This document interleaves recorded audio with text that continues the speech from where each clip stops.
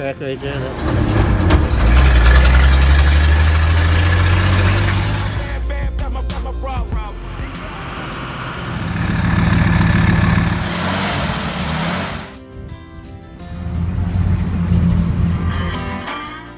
Alright guys, so when you're down up underneath the vehicle and you're bleeding the clutch, get you some sort of vacuum. You can get the push-pull one. This is the older Craftsman one I had from years ago. I've rebuilt it a couple times. Lost this C-clip for the release here, which is no big deal. Just make sure next time I go get a C-clip, I can put it on that pin. And that's just for that little valve here to release the pressure anyway, so it's not that much of a big deal. But anyways, we're bleeding the slave cylinder, right?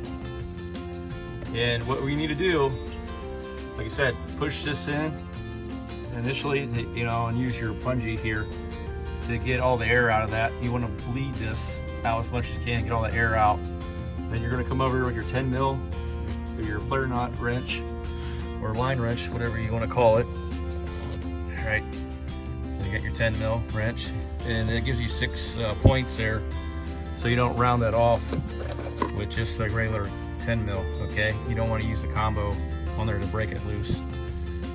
You could use like maybe 6-point socket, 1/4 inch drive ratchet to break it loose too. That'd give you like the best bite, but you're not always going to get up on that, you know, in some of the areas.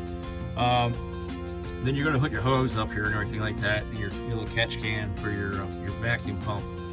Use some zip ties and hold everything up out of the way as you pull the vacuum.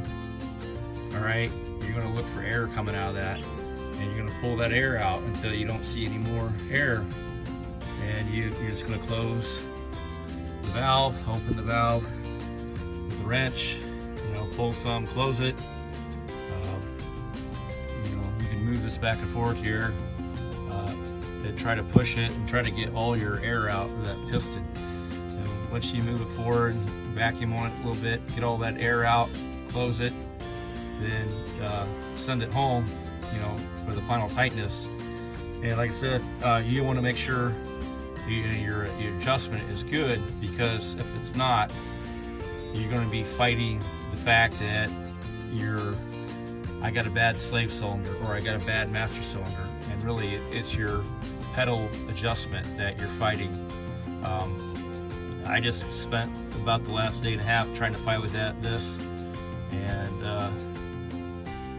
I was almost to the impression that I needed to pull the transmission and replace the clutch, and it was just a simple clutch adjustment. Well, it's not really that simple when you're stuck between the dash and the front seat, and you're like 180 pounds wedged up in there, and it's not a place where you want to be when you're just trying to do a simple adjustment. So honestly, it would probably been easier just to take the whole seat out to do it, but just, you know, you'll figure that out in the next video. We'll talk about the London Bridge, you know, and how to save yourself from getting stuck in the vehicle. Other than that, guys, we'll get on to the next scene, and we'll catch up there. All right, guys, so one of the things that I was fighting with bleeding the clutch is when you put the master cylinder in, right, you have your clevis and your rod nut, right? Make sure your pedal comes all the way up to the bracket bump stop right here. Okay, you want that to stop right here on that bump stop. All right, there's your little bump stop screw, stopper bolt. So you want that all the way up against that, and you're going to adjust your clevis and make sure your nut is free spin, because if it's tied up against the rod, it's going to start backing, unscrewing from the clevis. So you want to keep that loose, but still in the rod. Your clevis, you're going to have you're gonna pull that pin out, okay? That's right here, it goes to that rod. And it's right, so you see right here, here's the pin. And there's a clip that you're gonna take off, like the clip, and there's a spring. But you wanna make sure you get those holes lined up in the pedal. But at the same time, you need the top of this pedal right here up against that stop screw, all right? And we'll go over to the vehicle and show you what's going on. So I was bleeding the clutch out and I wasn't getting enough throw out, so I was thinking I was having some sort of defective part. I didn't have enough air bled out of the slave cylinder, or I had a defective master cylinder. The issue was right here in the adjustment. It wasn't throwing the pedal far enough to give enough pressure behind the hydraulics to allow it to work properly. So we'll go over to the vehicle.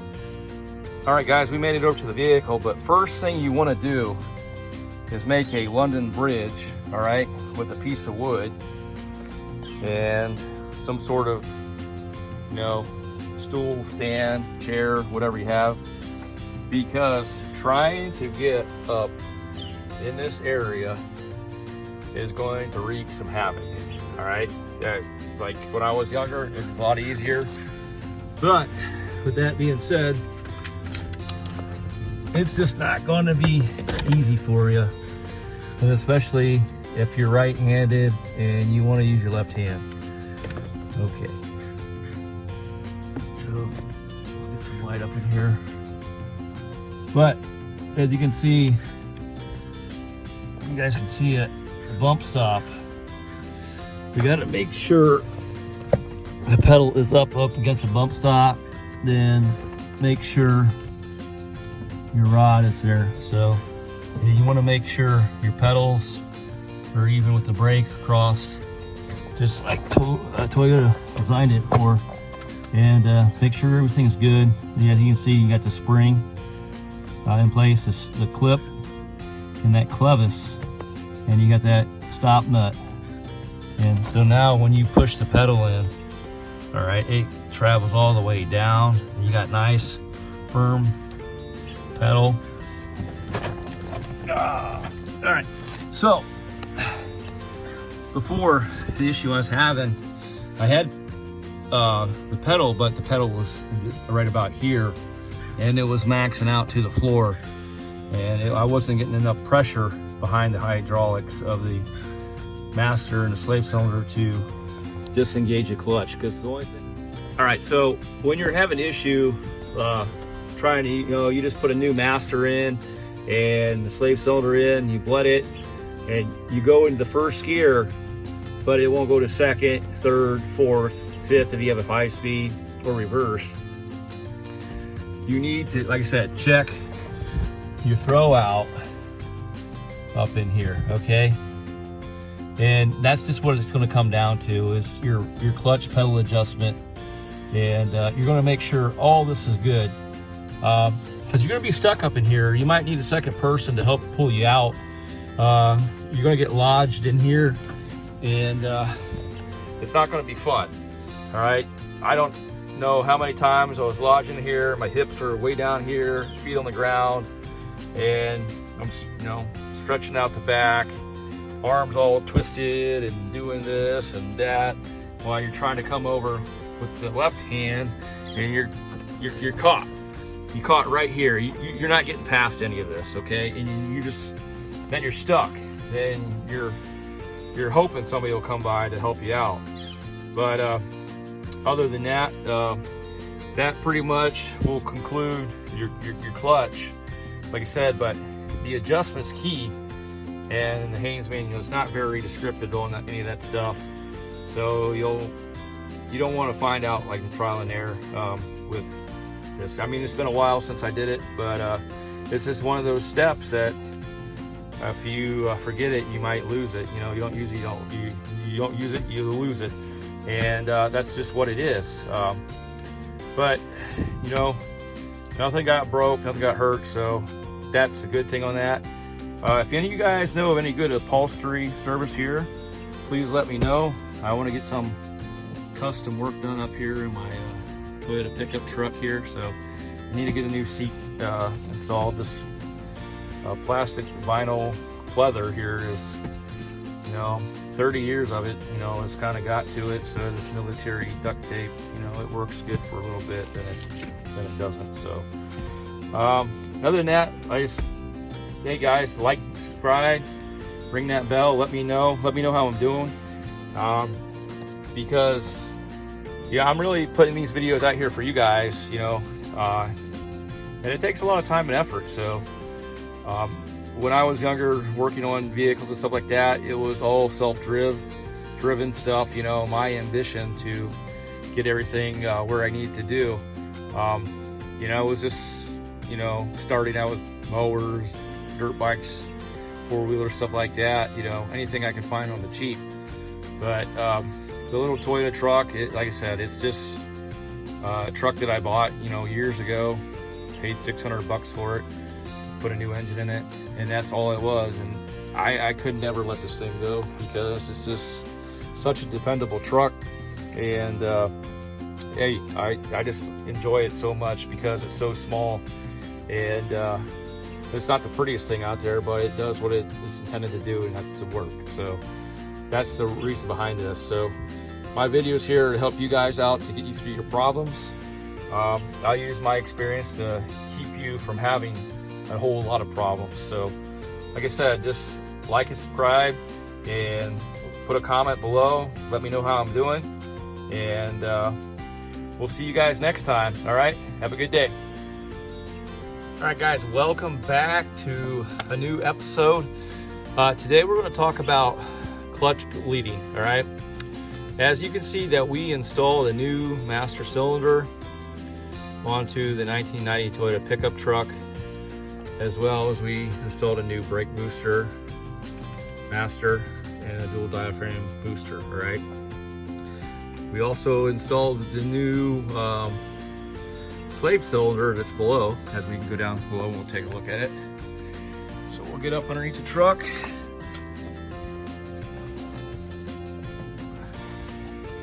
All right, and you can see it's right up there, it's brown, and got some brown primer on it.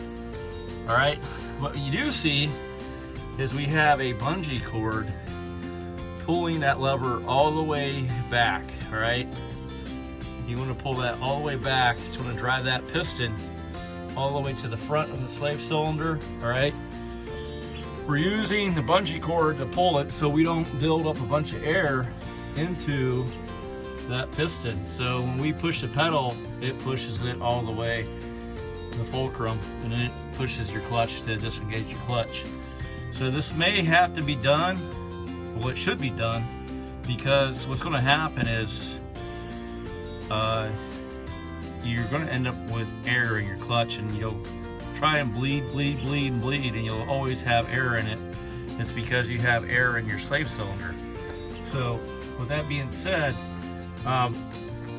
you want to push the arm forward.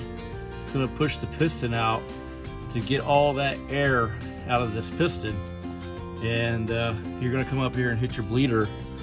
For like the Toyota trucks right here with your sway bar in the way, you're going to definitely want a 10 mil, like a short wrench, not like a long 10 mil.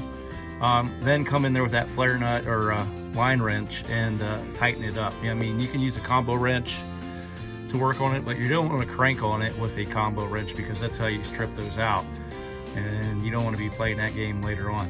So we're going to go ahead and get the hand vacuum, and we're going to try to attempt to bleed this out. Now when you bleed the clutch, if you had somebody push it on the pedal, just have a person push the pedal down once and hold it, and close it on the bleeder screw, then come back and push it again. You don't want to constantly push the pedal in like you're doing at the brakes, because you're going to add a lot of air into the system. All right guys, so we'll see you here in a bit. For right now, let's get to the next part.